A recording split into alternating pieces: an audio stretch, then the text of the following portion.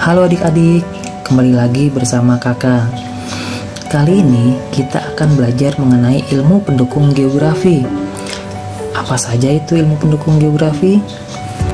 Geografi merupakan kajian ilmu yang sangat luas, sehingga ilmu geografi memerlukan ilmu pendukung yang erat kaitannya dengan geografi. Kajian geografi mempelajari bumi secara fisik, gejala sosial, teritorial, dan interaksi antar manusia. Hal ini menjadi ciri geografi yang spesifik dan bermanfaat dalam kehidupan sehari-hari. Nah, pada kesempatan ini, kakak akan menjelaskan pengertian 20 ilmu pendukung geografi. Ilmu pendukung geografi juga disebut sebagai cabang-cabang ilmu geografi. Pertama, meteorologi adalah ilmu yang mempelajari masalah atmosfer, misalnya suhu, udara, cuaca, angin, dan berbagai sifat fisika dan kimia atmosfer lainnya. Kedua, klimatologi adalah ilmu yang mempelajari atau menyelidiki masalah iklim. Ketiga, astronomi adalah ilmu yang mempelajari benda-benda langit di luar atmosfer bumi, misalnya matahari, bulan, bintang, dan luar angkasa. Keempat, geologi adalah ilmu yang mempelajari bumi secara keseluruhan, terutama batu-batuannya, misalnya sejarah kejadian, komposisi, struktur, dan proses perkembangan batuan. Kelima, geomorfologi. Morfo artinya bentuk. Jadi, morfologi adalah ilmu yang mempelajari tentang bentuk muka bumi dan segala proses yang menghasilkan bentuk-bentuk tersebut. Keenam, ilmu tanah. Ilmu yang mempelajari tanah-tanah secara keseluruhan, mencakup sifat fisik dan kimia tanah, struktur tanah, persebaran jenis tanah, dan sebagainya. Ketujuh, hidrologi. Hidro yang artinya air adalah ilmu yang berhubungan dengan pencatatan, survei, serta pemetaan siklus air yang ada di kerak bumi, baik yang berada di permukaan maupun yang ada di dalam kerak bumi, mencakup di dalamnya pola distribusi, sifat-sifat, dan karakteristik air. Kedelapan, oseanografi. Osean artinya laut, adalah ilmu yang mempelajari tentang sifat fisik dan sifat kimia kelautan. Kesembilan, ekologi adalah ilmu tentang lingkungan hidup, mencakup di dalamnya hubungan timbal balik antara manusia dengan lingkungannya.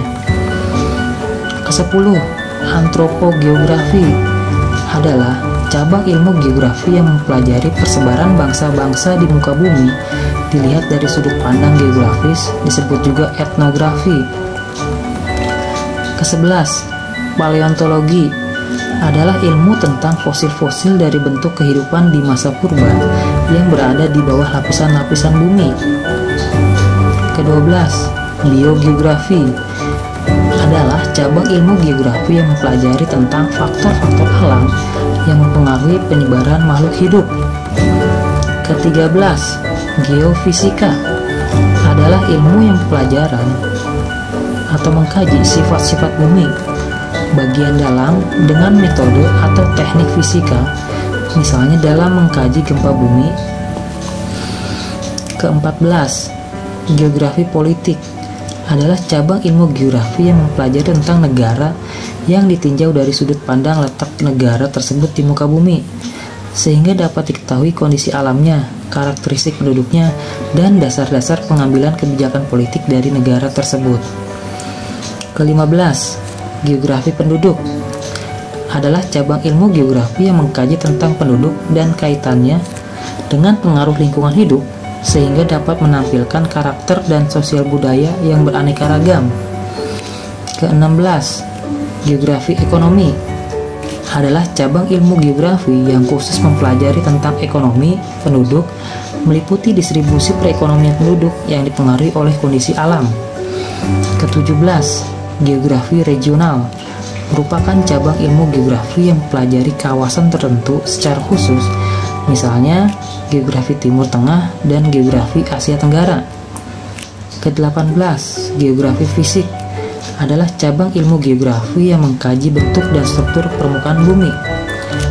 Ke-19, geografi matematik adalah cabang ilmu geografi yang dapat digunakan untuk memperlihatkan bentuk, ukuran, dan gerakan bumi, misalnya lintang dan bujur geografi, paralel, dan luas permukaan bumi. Ke-20, geografi historis adalah cabang geografi yang mempelajari bumi ditinjau dari sudut sejarah dan perkembangannya. Geografi berada pada posisi sentral di dalam sistem pengetahuan karena berada dalam dua bagian ilmu. Di satu pihak mempelajari hal-hal yang bersifat fisik, dan di lain pihak mempelajari hal-hal yang bersifat sosial. Dengan demikian, tampak dengan jelas bahwa geografi tidak dapat berdiri sendiri tanpa adanya dukungan dari ilmu penunjang lainnya. Nah, demikianlah 20 ilmu pendukung geografi beserta penjelasannya. Bagaimana adik-adik? Sudah paham? Terima kasih. Sampai jumpa.